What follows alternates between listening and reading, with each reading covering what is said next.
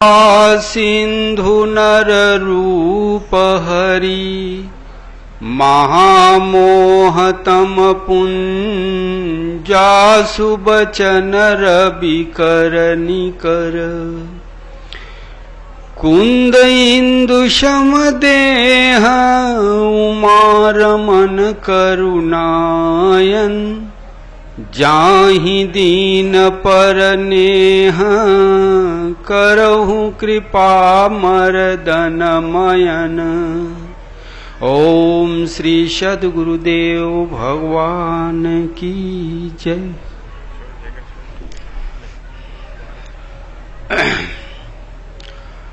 आज हम थोड़ा गीता का इंट्रोडक्शन बताएंगे, थोड़ा परिचय देंगे कि गीता है क्या और इस गीता के भीतर लिखा क्या है। जैसे हम आप लोग शिक्षा जगत में पढ़ने जाते हैं तो जो भी पुस्तक जो भी सब्जेक्ट पढ़ते हैं उस सब्जेक्ट का नाम होता है और उसका नाम लेते ही पढ़ने वाला जो भी होता है, जो पढ़ रहा है, खट समझ जाता है कि इस शास्त्र में किस चीज का वर्णन है। जैसे जीव विज्ञान हुआ जिसको बायोलॉजी कहते हो, अब इसका नाम है बायोलॉजी जिसको हिंदी में जीव विज्ञान कहते हैं। अब जो पढ़ने वाले लड़के हैं समझ जाएंगे जीव विज्ञान अर्थात इस पुस्तक में जीवों के बारे में जानकारी लिखी गई होगी। अब कौन कौन से जीव का क्या स्वरूप है उसमें लिखा रहता है। अब ये कहो कि जीव विज्ञान में आपको इतिहास मिले तो मिलेगा? कभी नहीं मिलेगा। उसी तरह रसायन विज्ञान कहा गया है, केमिस्ट्री जिसे कहे हो, तो रसायन विज्ञान का नाम आते ही आदमी समझ जाता है कि इसमें रासायनिक चीजों का वर्णन होगा। हाइड्रोजन गैस, H2SO4, O2, ये सब चीजें इसमें होंगी। और वो पढ़ने वाला ये नहीं समझता कि इसके अंदर और ऐतिहासिक चीज या भौगोलिक चीज उसमें नहीं मिलेगी। तो एक शब्द का जो नाम शास्त्र का रहता है वही चीज उसके भीतर भी मिलती है, उससे मिलती जुलती चीज। रसायन विज्ञान कह दिए तो रासायनिक चीज का नाम उसमें अवश्य होगा। जीव विज्ञान कह दिए तो उसमें जीवों की चर्चा मुख्य रूप से होगी। उसी तरह हमारे संतों ने जो धर्मशास्त्र की रचना की तो उसका भी नामकरण लिखे तो उसी आधार पे जो उसके भीतर होती है। जैसे तुलसीदास जी ने लिखा रामचरितमानस, रामचरित्र लिखे, कोष्टक में बता दिए कहां, तो मानस। मानस माने होता क्या है? मन कहते हो। कोई कोई इसी को मानस शास्त्र कहते हैं। मानस शास्त्र का अर्थ, मुख्य अर्थ इसका है इंग्लिश में साइकोलॉजी, अर्थात पूरे रामचरितमानस में जो भी चर्चा है वो साइकिक चर्चा है। मन और मन की भावनाओं का उसमें चित्रण है, मानसिक विचारों का उसमें जो भी चित्रण है वो है। फिर भी इसे लेके हम बाहर झगड़ते रहते हैं कि राम ने, लक्ष्मण ने सुपनका का नाक कान क्यों काट लिया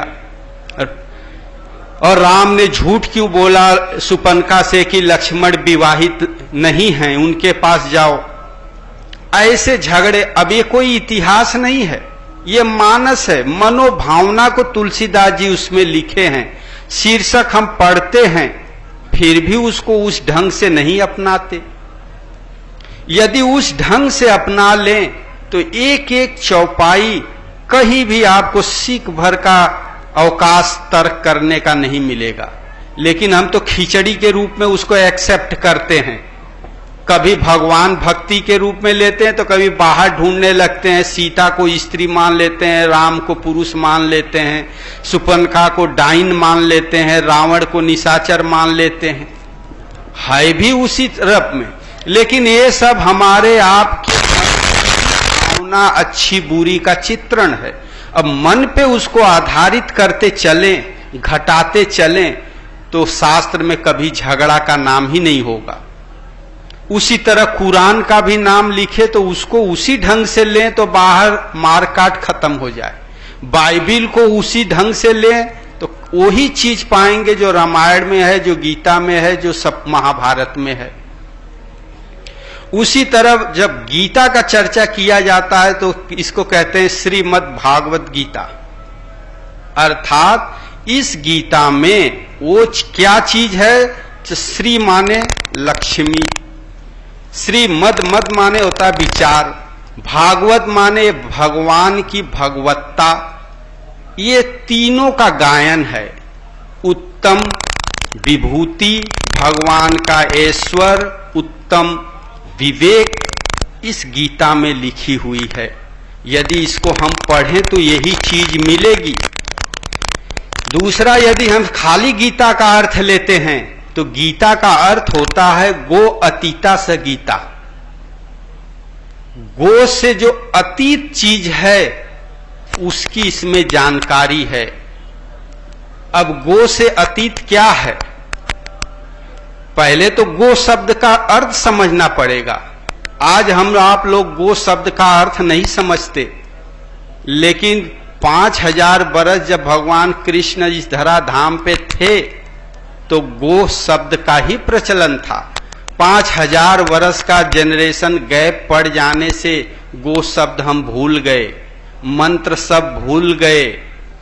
और उसी तरह से जो आध्यात्मिक अमृत जिसे हम कहते हैं उसका अर्थ भूल गए। अर्थ अभी भी ज्यों का त्यों है, लेकिन उसके बदले में हम दूसरे शब्द प्रयोग करने लगे। यही कारण है कि महात्माओं का अध्यात्म विद्या हमें आपको समझ में नहीं आती। क्यों? कि वो 5000 वर्ष पहले के शब्दों का प्रयोग करते हैं और आज आप वर्तमान के शब्द का प्रयोग कहते हो। अब कहते हैं गो संयम करो, कहते हैं इंद्रियां संयम करो। अब इंद्रियां शब्द घर गृहस्थी में प्रयोग नहीं होता। घर गृहस्थी में प्रयोग करते हैं आंख, कान। उसका आंख छोट छोट है, उसका कान कम सुनता है, जीभ नहीं है, गूंगा है। इंद्रियों का ही नाम लेते हैं, लेकिन वो नाम बदल गया है। वही चीज इंद्री माने भी आंख कान नाक का ही चर्चा है, गो माने भी नाक कान का ही चर्चा है। लेकिन जो समय का गैप पड़ गया, भाषा परिवर्तित होते चले गई, शब्द परिवर्तित होते चले गए, इसलिए आज गीता हमें आपको थोड़ा क्लिष्ट लगता है। तो पहले तो ये देखना पड़ेगा कि गीता है क्या। तो कहते गो अतीता स गीता। गो से जो अतीत वस्तु है उसकी जानकारी, उसको पाने की विधि इस गीता में है। तो गो से अतीत क्या है? तो बताए भगवान। रामायण में भी इसी का प्रयोग किया गया। अनवध्य अखंड न गोचर गो, सब रूप सदा सब होई न गो। इत वेद बदंती न दंत कथा, रवियातप भिन्नम भिन्न जथा। तुलसीदास जी कहते हैं भगवान कैसे हैं? अनवध्य, उनका वध नहीं किया जा सकता। अखंड, उनको खंडित नहीं किया जा सकता। आकाश से भी महान सूक्ष्म है परमात्मा। आप आकाश को खंडित कर सकते हो, चाकू से काट सकते हो, छेद कर सकते हो आकाश में। गोली चलाओ आकाश में, गोली ऊपर जाएगी फिर दाने की जैसे नीचे गिर जाएगी, इसमें छेद नहीं होगा। आकाश को आप जलाओ, जलेगा नहीं, आग जल के बुझ जाएगा, आकाश ज्यों का त्यों रहेगा। लेकिन एक परमात्मा ऐसा तत्व है जो आकाश से भी सूक्ष्म और महान है। उसका वध बताओ किससे करोगे? गोली से, परमाणु बम से विस्फोट करो तब भी वो नहीं नष्ट होगा। जब आकाश नहीं नष्ट कर सकते तो आकाश को भी धारण करने वाले भगवान को कैसे नष्ट कर दोगे? किसके द्वारा नष्ट करोगे? तो इसलिए कहे कि अनवध्य, वो अनवध्य है, वध नहीं किया जा सकता। अखंड, उसको खंडित नहीं किया जा सकता। अनवध्य अखंड या गोचर गो। अगोचर, जो भी हमें आंख से, कान से, नाक से, ज्ञान इंद्रियों के द्वारा जो हमें दिखाई देता है उसको गोचर कहते हैं। अब भगवान अगोचर हैं। इंद्री 5-10 इंद्रियां होती हैं, सबके पास हैं, दो कान, नाक, नाक से हम गंध लेते हैं, अच्छे बुरे पता चलता है। कान से हम शब्द सुनते हैं, जीवा से रस लेते हैं, त्वचा जिससे स्पर्श होता है गर्म ठंडा का पता चलता है, वाणी से बोलते हैं, हाथ से कार्य करते हैं, इनको इंद्रियां कहते हैं। शरीर के वे अंग जो हमें बाहर की जानकारी देते हैं। और मन एक ऐसा स्थान है कि बाहर की जानकारी को स्टोर करता है, रखे रहता है सजो के। तो जो बाहर के विचारों का समूह है उसी को मन कहते हैं। और इस मन को जानकारी देती हैं ये इंद्रियां। आंख देख ली तो पता, मन को बता देगा ये स्त्री है, पुरुष है, शत्रु है, मित्र है। कान से सुन लिए तो पता चल जाता है गाली दे रहा है कि स्तुति कर रहा है। और इन 10 इंद्रियों का नाम है गो। इसी को गो कहते हैं। अभी कुछ दिन और बीतेगा तो गो माने लोग समझेंगे कि कह रहे हैं जाने के लिए, उठ के चले जाएंगे। गो माने इंद्रियां कहते हैं। इंद्रियां कहते हैं आंख, कान, नाक, त्वचा, शरीर, शरीर के अंगों को। इन्हीं के द्वारा हम बाहर की जानकारी अपने भीतर मन में धारण करते हैं। ये गो हैं। और ये इंद्रियां जहां कार्य करती हैं उसको गोचर कहते हैं। जैसे गाय जहां चरते हैं तो आप कहते हैं ना ये गोचर है, यहां गाय चरती हैं। तो इंद्रियां जहां कार्य करती हैं उसको गोचर कहते हैं। और वर्तमान की भाषा में उसी को विषय कहते हैं। आंख का गोचर, आंख का विषय है देखना। आंख से आप सुन नहीं सकते, आंख से टेस्ट नहीं ले सकते, उसका सब्जेक्ट खाली देखना है। कान का सब्जेक्ट सुनना है। जिह्वा का सब्जेक्ट खाली स्वाद लेना है, जिह्वा से आप देख नहीं सकते। त्वचा का सब्जेक्ट है, गोचर है त्वचा का स्वाद लेना, खट्टा, मीठा, तीखा, कड़वा, कसैला। ये जो टेस्ट देने वाली सेंस ऑर्गन है, इंद्री है, उसको कहते हैं जिह्वा। रस इंद्री इसको कहते हैं। इसका काम खाली देना, ये अच्छा बुरा का टेस्ट देना है। इसके द्वारा आप सुनने का, स्पर्श करने का काम नहीं ले सकते। त्वचा का काम है कि ठंडा, गर्म इत्यादि का ज्ञान देना। और ये सब बाहर की जानकारियां मन में अर्जित होते जाते हैं। इसलिए वेदों में लिखा है कि संसार क्या है। तो महात्माओं ने ध्यान लगा के भजन से भगवान से पूछा तो उन्हें दिखाई पड़ा समुद्र। 5 स्रोत निकल के उस समुद्र को भर रहे हैं। इसका अर्थ हुआ ये मन के अंतराल में जो बाहर संसार का विचार है 5 ज्ञान इंद्रियों से मन के अंतराल में भरता चला जा रहा है। इसी का नाम है संसार। और जब भजन के द्वारा हमें इन्हीं विचारों का विसर्जन करना है, हटाना है, जब ये विचार नहीं आएंगे तब भजन होगा, ध्यान होगा। और इसी का नाम है आज के भाषा में माया। तुलसीदास जी ने इसी का निरूपण किया कि माया क्या है। लक्ष्मण पूछे पंचवटी में राम से, कहूं ज्ञान विराग यरु माया। तो भगवान ने बताया कि गो गोचर जह लगी मन जाई, सो सब माया जानहु भाई। गो माने इंद्रियां, ये अपना इंद्रियों का विषय। इनमें जहां भी मन जाता है, कल्पना करता है इंद्रियों इंद्रियों के विषयों का, देखा हुआ, सुना हुआ, खाया हुआ, उपभोग किया हुआ, जिस भी विषय का मन में चिंतन उठता है तो समझो वो माया है। माया इसी का नाम है। चाहे गो कह दो, चाहे इंद्रियां कह दो, चाहे माया कह दो। तो ये माया से, गो से परे एकमात्र परमात्मा हैं। उनका चिंतन, उन्हें पाने की विधि और इस माया अथवा गो से अतीत होने का तौर तरीका इस गीता में लिखी हुई है, गायन किया गया है। इसी को हमें आपको समझना है।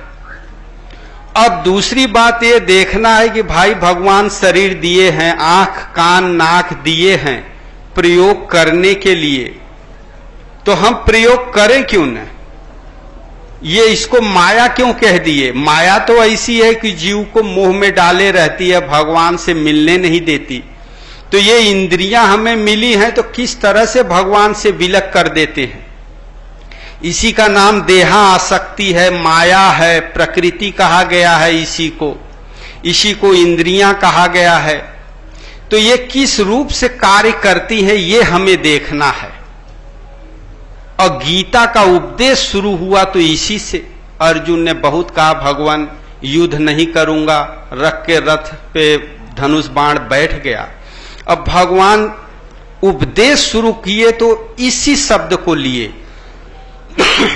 कि मात्रा स्पर्शास कौन्ते शीतोष्ण सुख दुख दा आगमा पाइनो अनित्या तान तितिक्षस्व भारत। अर्जुन, इंद्रियों के विषय,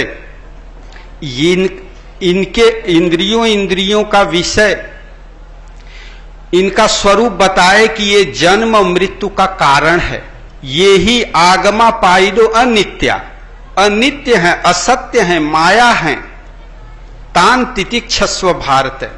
हे अर्जुन, इसका मन में हमेशा त्याग करने की इच्छा रख।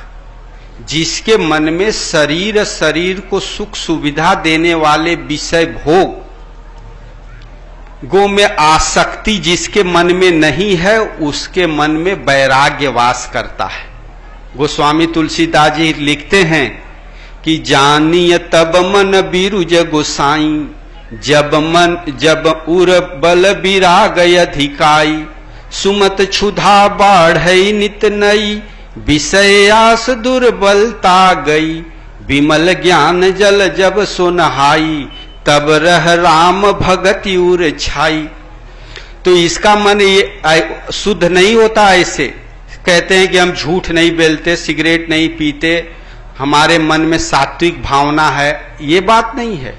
जब भजन में बैठो तो संसार का, घर गृहस्थी, रुपया पैसा, स्त्री बच्चों, इनके विचार मन में न उठे और भजन चले धारावाही, तब समझो आपका मन शुद्ध है। अब विचार चल रहा है, घर का चल रहा है, पैसे का चल रहा है, तो मन शुद्ध नहीं माना जाता। तो ये जब कहते हैं भगवान कृष्ण की अर्जुन, पहला श्लोक भगवान का उपदेश का यही है कि इंद्रियों का विषय ही मनुष्य के सुख दुख का कारण बनता है। ये अनित्य है, जन्म मृत्यु का कारण है। अर्जुन, इसका त्याग करने की इच्छा रख। मान लो हम इसका त्याग करते हैं तो मिलेगा क्या? तो कहते हैं ये ही न व्यथंती एते पुरुषस्य पुरुषरशब शम सुख दुख धीरसो अमृतत्वाय कल्पते। जो मनुष्य इसका त्याग कर देता है वो ही मृत्यु से परे जो तत्व है, परमात्मा, सुप्रीम एलिमेंट जिसको कहा जाता है, भगवान जिसे कहा जाता है, वो उसे पाने के योग्य हो जाता है। जब तक इसका हम त्याग नहीं करेंगे, विषयों के भोगों का त्याग मन में नहीं लाएंगे, तब तक भगवान को पाने का प्रत्याशी हम नहीं हो सकते।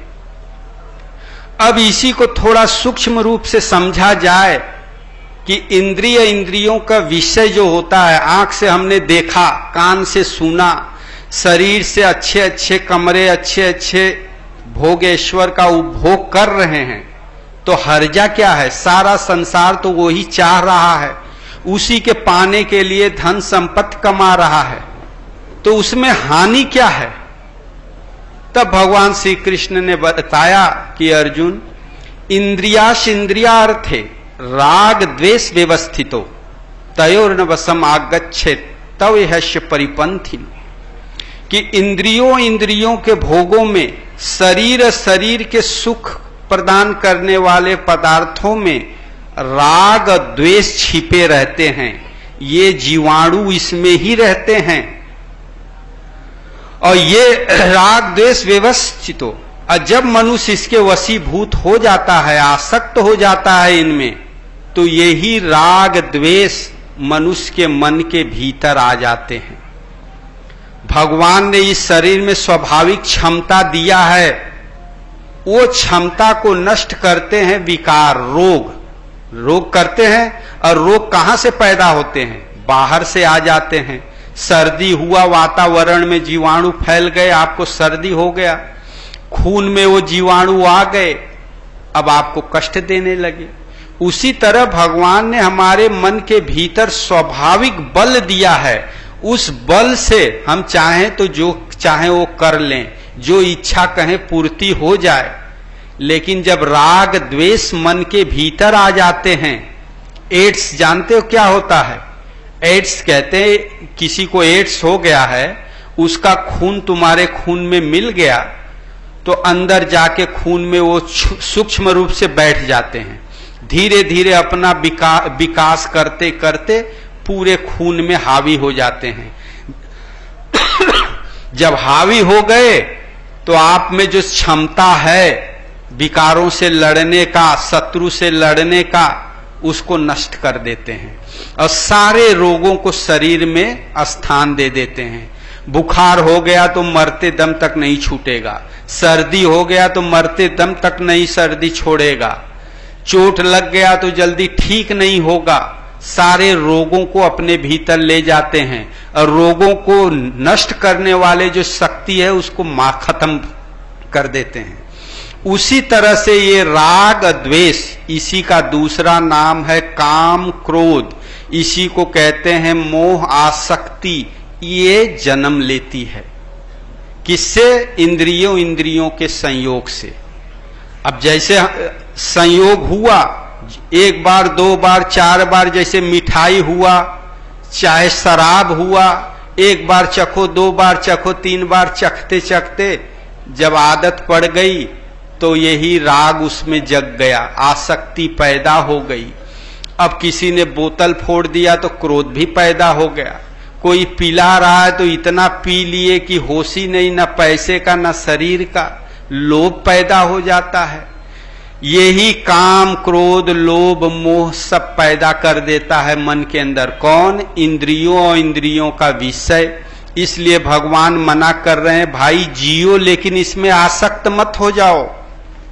आसक्त हो गए तो काम क्रोध के वशीभूत हो जाओगे। यहां भगवान कृष्ण ने स्पष्ट बताया। इसी बात को गोस्वामी तुलसीदास जी ने थोड़ा रोचक रूप लेके बताया।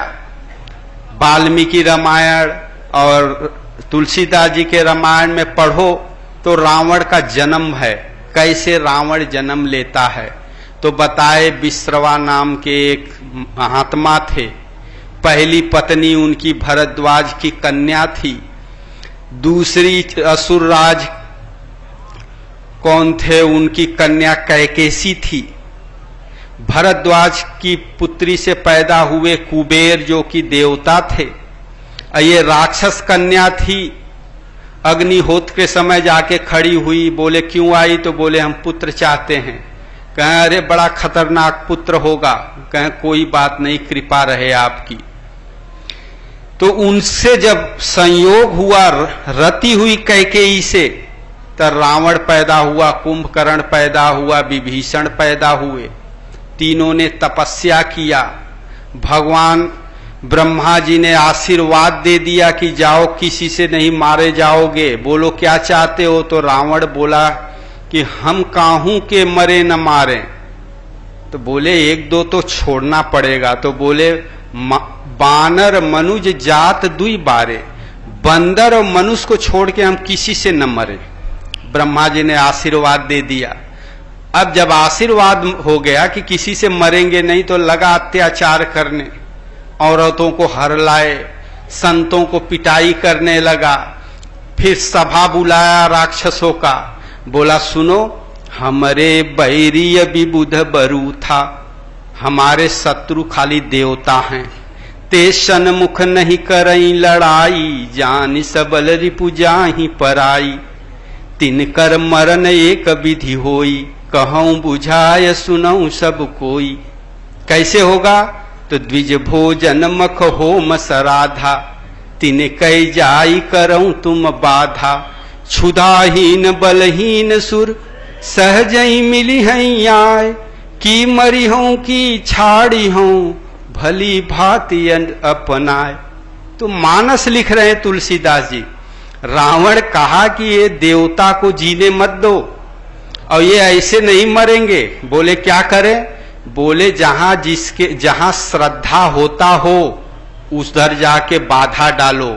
जो नाम जपता हो, ध्यान धरता हो, गुरु महाराज की सेवा करता हो, करने मत दो। नाम न जपने दो, द्विज भोजन मत करने दो, संतों की सेवा मत करने दो। ये करेंगे तो देवता को भोजन मिलेगा, बलि हो जाएंगे, हम लोग को मार के भगा देंगे। और ये नहीं कर पाएंगे। ये जप तप, नियम संयम, सदगुरु का सेवा, जप तप, श्रद्धा इनका यदि नहीं रहेगी तो मेरे अधीन सदा बने रहेंगे। तो रोचक बताए, जब भीतर आसक्ति हो गई, संसार में हमारी आसक्ति हो गई, और जब रावण का आदेश हुआ तो सब राक्षस जाके यही करने लगे। ऋषि मुनि यज्ञ करें तो उसमें लाके पानी फेंक दें, खून डाल दें, मल मूत्र फेंक दें, मार मार के भगा दें। तो वो रावण का आदेश आज भी वो निशाचर पालन कर रहे हैं। आप में थोड़ी श्रद्धा जगी, एक निशाचर आके ठोकर मार देगा। सेवा करने लगे तो कोई गाली दे दिया, क्रोध आ गया, फिर राक्षस आके सेवा छुड़ा दिया। ध्यान में बैठे तो काम के क्रोध के विचार उठेंगे, ध्यान में मन लगने नहीं देंगे। और ध्यान कर ले गए तो देवता बलि हो जाएंगे, जो मांगोगे वो दे देंगे, लेकिन वो करने नहीं देते रावण। तो यही है रावण, न कि दूसरा। तो उसकी उत्पत्ति बताए कैसे हुई। इतना प्रपंच तुलसीदास जी लिखे, यही चीज बताए कि मनुष्य के भीतर विषयों का, सांसारिक पदार्थों में आसक्ति कैसे होती है। तो बताए रावण का बाप कौन था, पिता कौन था? विश्रवा, माता कैकसी। तो विश्रवा का अर्थ होता है विषयों का जब हम श्रवण करने लगते हैं, चिंतन करने लगते हैं, तो उस विषय में आसक्ति पैदा हो जाती है। शराब का हम चिंतन करें, यार पीने से क्या होता होगा, तो भीतर हल्का इच्छा पैदा होगी। एक बार पी लिए, 2 बार पी लिए, अच्छी नींद आ गई, 3 बार 4 बार, अब फिर आदत पड़ गई, आसक्ति हो गई शराब से। तो जो विश्रवा, विषयों का श्रवण किए, कैकसी, वैसा हमने कार्य नियम पूर्वक शुरू कर दिया, तो आसक्ति मोह रूपी रावण पैदा हो गया। अब मोह रूपी रावण की पत्नी थी मंदोदरी, मन 2 तरफ बट गया, कुछ विषय में कुछ इधर। उसका पुत्र हुआ कौन? मेघनाथ।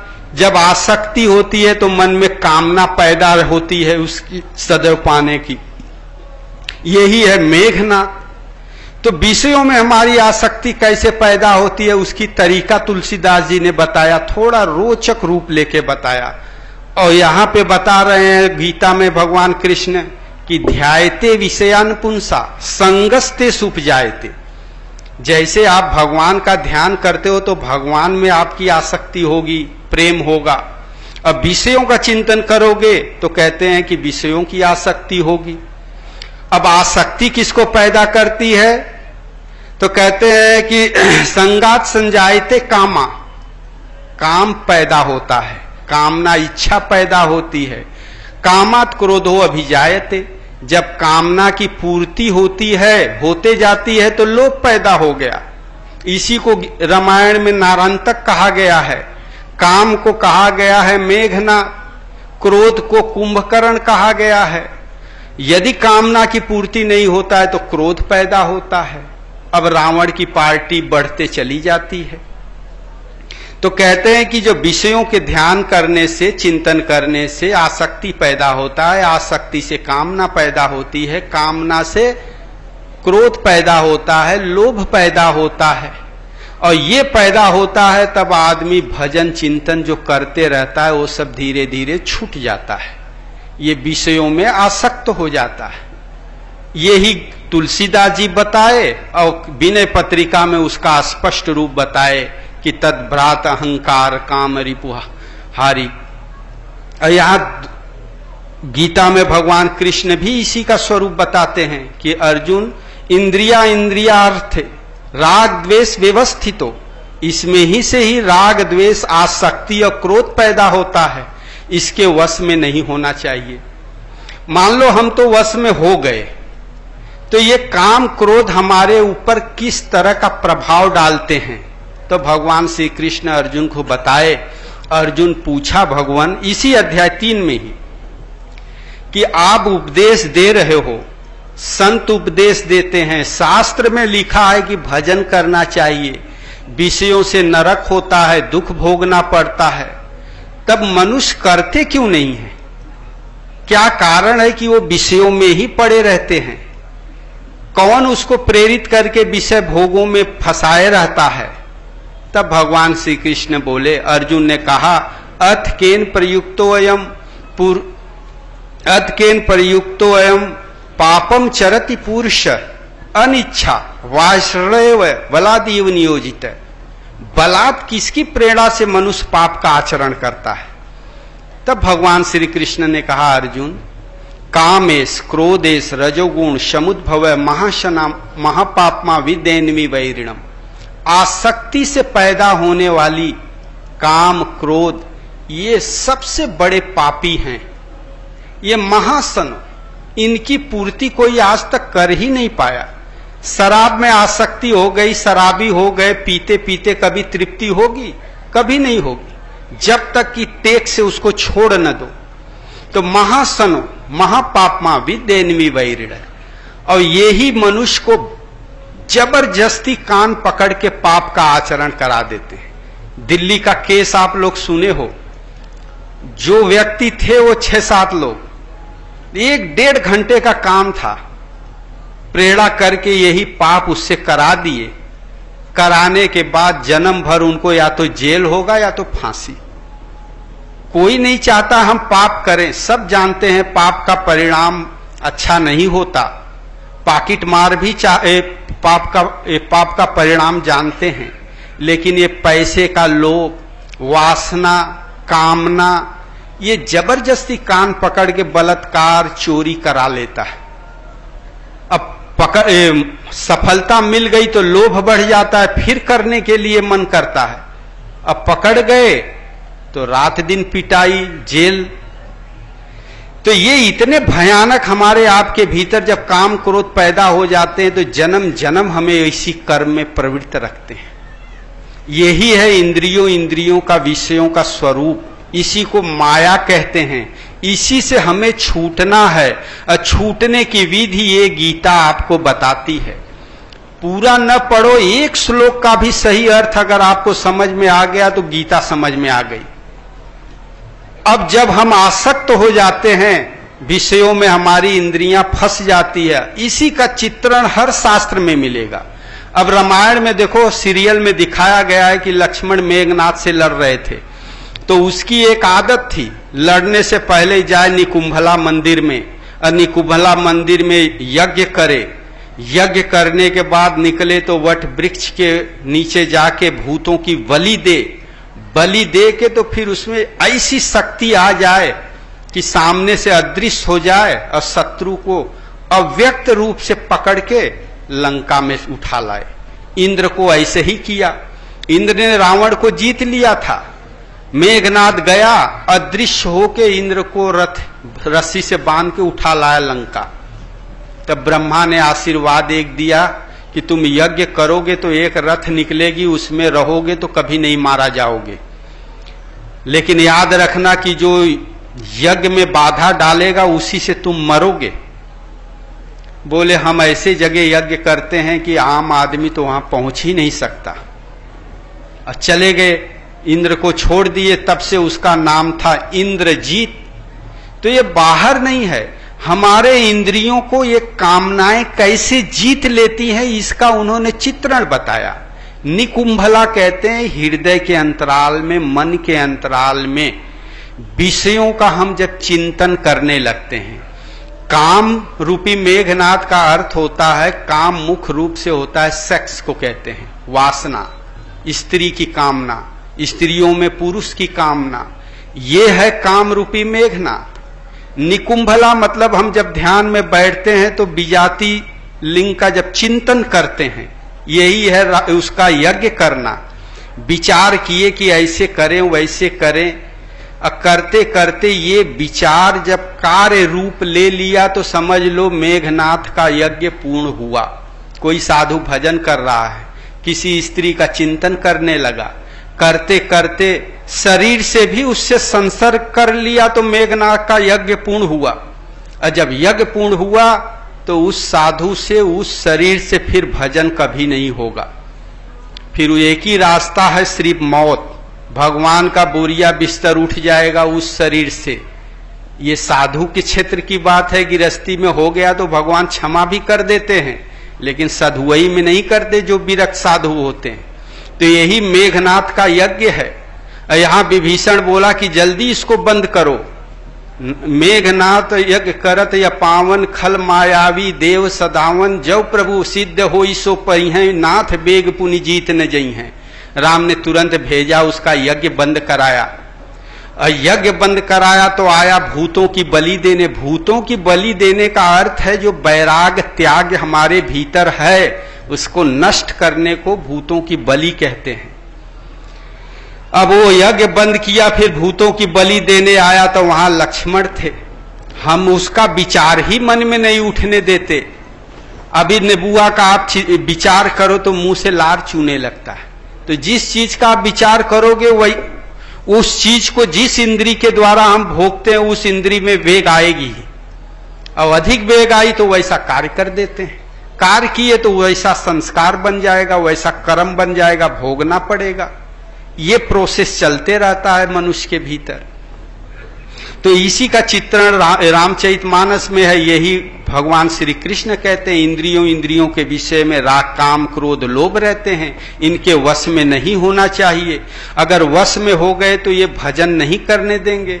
भगवान श्री कृष्ण कहते हैं कि यततो ह्यपि कौन्तेय पुरुषस्य विपश्चित इंद्रियाणि प्रमाथिनी हरति परशुभमन, कि जब एक बार आदत पड़ गई इसकी विषय भोगों की तब ध्यान करो, प्रयत्न करो। शराबी हो गए तो शराब जल्दी छूटता है। मीठा खाने की आदत पड़ गई तो देखो मीठा सामने आ गया तो लार चूने लगता है, लेकिन क्या करे, इंसुलिन का सुई लेना पड़ेगा। डॉक्टर मना किया है कि शुगर हो गया है। मन बार बार तोड़ाता है, बड़ी बेग से आक्रमण करता है। उसी तरह जब ध्यान में बैठोगे, यत्न करोगे मन और इंद्रियों को कंट्रोल में करने का, तो ये मन को मत डालेगा, बार बार प्रयत्न करेगा कि वो काम कर ले। और यदि वो काम कर लिए तो साधना से आप विलग हो जाओगे। यततो ह्यपि कौन्ते पुरुषस्य विपश्चित इंद्रियाणि प्रमाथिनी हरति प्रशभम मन, मन को बलात् विषयों में पटक देता है। अब उसको हम कैसे संयम करें? इसी का नाम है माया और इसी से पार पाना है। और इसकी इतना प्रबल वेग है। एक आपको कहानी बताएं कि स्वामी जी थे, अपने स्वामी जी जब भजन कर रहे थे तो वो जब एकदम लव लगा के भजन में लगे थे तो उनको एक दृश्य दिखाई पड़े भजन में कि एक गाय है, उसको स्वामी जी मार के गिरा दिए। गिर जाए गाय, फिर थोड़ी देर में उठ के खड़ी हो जाए, फिर लपट के उसको मारते मारते फुटबॉल बना दिए। अब बना के फेंक दिए, फिर धीरे धीरे उसका पूंछ दिखाई पड़ा, पूंछ निकल गया, पैर हो गए, फिर पदराव के खड़ी हो गई गाय। बार बार ऐसे दिखने लगा।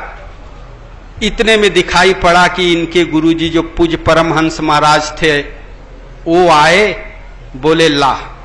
गाय पकड़े, उसको मोहड़ी लगाए, खूंटा में बांध दिए। अब वो गाय तोराते तोराते धीरे धीरे घूमते घूमते शांत हुई, बैठ गई, अब पागुर करने लगी। तो यही चीज दिखाई पड़ा। तो हमारे संत जो थे वो मंत्र दृष्टा थे, मंत्र पढ़ने वाले नहीं थे। तो ये मंत्र, ये जो दिखाई पड़ा, ये दृष्टा थे। संतों ने इसके स्पष्ट देखा कि ये इंद्रियों को अपने बलबूते संयम नहीं किया जा सकता जब तक कि सदगुरु इसको पकड़ के न बांधे, सदगुरु के प्रति समर्पित न हो। परमहंस महाराज बांध दिए तो बैठ के पागुर करने लगे। अब वो विषयों में जाना बंद हो गई। और जब तक हम समर्पित नहीं होते, इसीलिए भगवान बताए कृष्ण ने कि तानि सर्वाणि संयम, इन इंद्रियों को कंट्रोल में रखो। कैसे कंट्रोल में रखे, तो आधे श्लोक में उसका कंट्रोल में संयम करने की विधि बता दिए। तानि सर्वाणि संयम युक्त आसित मत पर, योग का भजन का अभ्यास कर, कैसे मेरे आश्रित होकर। तो भजन तो सबको बता दिया जाता है, करते हैं, लेकिन सद्गुरु के प्रति समर्पित होकर करना मुश्किल हो जाता है। और जब तक सद्गुरु के प्रति समर्पित होकर नहीं करेंगे तब तक ये इंद्रियां संयमित नहीं होगा। दिखाई पड़ा स्वामी जी को कि मर गई फिर उठ के खड़ी हो गई। तो एक बार आप त्याग किए विषयों का, जब तक त्याग कर रहे हो तब तक तो ठीक है, का संयोग हुआ फिर इंद्रियों में वासना जग जाती है। तो समर्पित करना किससे? सद्गुरु के प्रति समर्पित होके जब हम साधना करेंगे, योग का आचरण करेंगे, तब ये संयत होगी। और जब तक समर्पण नहीं होगा कि सेवक सेव भाव बिन न तरी उर्गारी, जब तक स्वामी सद्गुरु को मान के उनके प्रति सेवा भाव रख के साधना सेवा नहीं होती, तब तक ये इंद्रियों माया से पार कोई नहीं पा सकता। और ये माया जब तक भगवान सद्गुरु की कृपा नहीं हो तब तक चाहे ब्रह्मा विष्णु हो, शिव बिरंच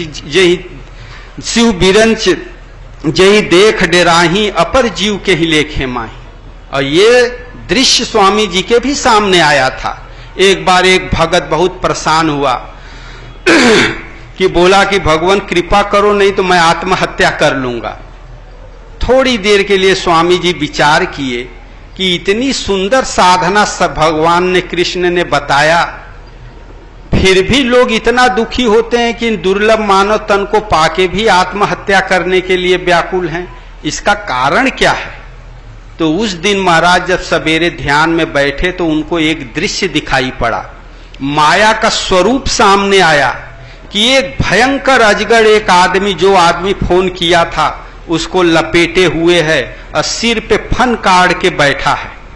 और वो आदमी जहां स्वामी जी की तरफ ऐसे दृष्टि करे तो सिर में टन से मार दे, फिर सिकुड़ के बैठ जाए, फिर उसे देखने के लिए, स्वामी जी का दर्शन करने के लिए, तो फिर सिर पे मार दे, फिर सिकुड़ के बैठ जाए। फिर वो सरप निकल के स्वामी जी के सामने आया, बोला एक करामात आपको भी दिखाएं? तो स्वामी जी बोले नहीं, हमको नहीं देखना है।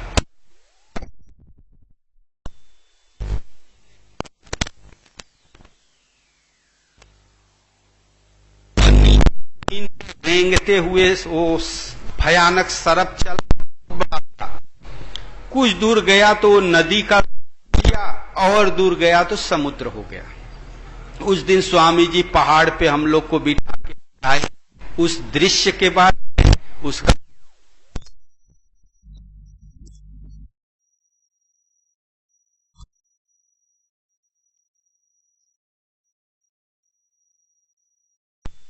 के शरण में जीव जाके भजन की इच्छा करता है तो एक डंक मार देता है, एक परिस्थिति लाके खड़ा कर देता है। कहीं बाप मर गए, कहीं बेटा न गया, एक डंक मार दिया, फिर सिकुड़ के वही घर गृहस्थी में बैठ गया। फिर कभी उत्साह हुआ, फिर देखा, आश्रम में आया, गुरु महाराज के शरण में कुछ दिन रहा, फिर एक परिस्थिति आ गया। ऐसा ही पूरा जीवन व्यतीत हो जाता है। और स्वामी जी के सामने भी था, लेकिन स्वामी जी बोले हमें नहीं देखना है। तो शिव बिरंच कहूं, शिव बिरंच जही देखी डेराही अपर जीव के ही लेखे माही। तो हमारे आप पे उसका प्रभाव का अंदाजा ही नहीं लग सकता। इसलिए इन इंद्रियों से, ये माया से, ये प्रकृति से पार जाने के लिए किसी सतगुरु के प्रति समर्पित होकर साधना किया जाए, तब धीरे धीरे इससे पार हुआ जा सकता है। युक्त आश्रित मत पर, मेरे आश्रित होके, सदगुरु के आश्रित होके तू साधना कर, तू इंद्रियों को संयमित कर लेगा। जहां इंद्रियां संयमित हुई तहां ध्यान में भगवान प्राप्त हो जाएंगे। जिति पवन मन गो नीरस करी मुनि ध्यान कबहू की पावही। ध्यान में क्या पाते हैं? तो कहते हैं जेहि ब्रह्म व्यापक बिरज कही नेति नेत श्रुति गावही। जिसको शास्त्रों ने ब्रह्मा परमात्मा कहा, नेति नेत करके जिसका वर्णन किया गया है, उस परमात्मा को ध्यान में प्राप्त कर लेगा। कब? इंद्रियों को विषयों से निरस करके, मन को ध्यान में एकाग्र करके उस परमात्मा को पाया जा सकता है। बोलिए श्री सद्गुरुदेव भगवान की।